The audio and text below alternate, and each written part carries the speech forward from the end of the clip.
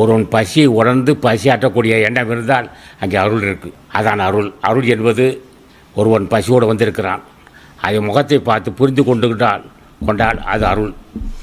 அதை மட்டும் சொன்னான், அருள் சேர்ந்த நெஞ்சினார்க்கில்லை, இருள் சேர்ந்த இந்த உலகம் கொண்டார்.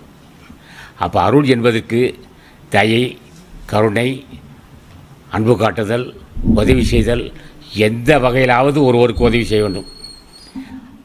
அந்த அறிவு வந்தாலே அந்த அவனுக்கு துன்பம் இல்லை.